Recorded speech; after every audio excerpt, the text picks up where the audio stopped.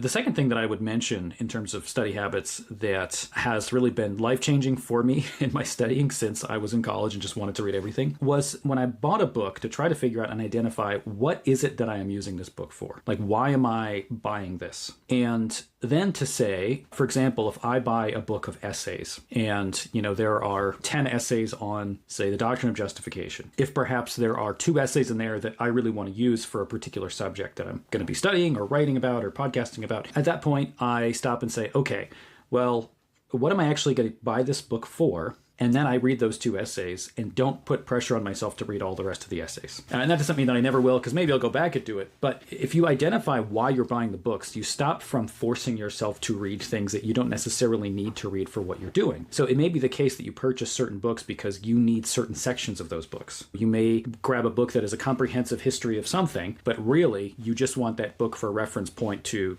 some idea in the 13th century that you find in Aquinas or whatever it might be, that you just use it for that, and that's also okay. So not putting pressure on yourself to have to read every single word of everything that you have, but to identify what is it that I want to use this for. So when I say I've read just about everything in here, that doesn't mean that I've read every word of every book. I have of a lot of these, but that I have used them for the things that I bought them for. So I may have bought them for other reasons. Maybe even it just has a really good bibliography. It's going to help me find other sources that address what I want to look at. I was given that advice once by a professor in my undergraduate program, and that really shifted how I started to read books, because I stopped putting pressure on myself to actually I kind of gave myself freedom to say, okay, well, I can read a section of this and then put it away.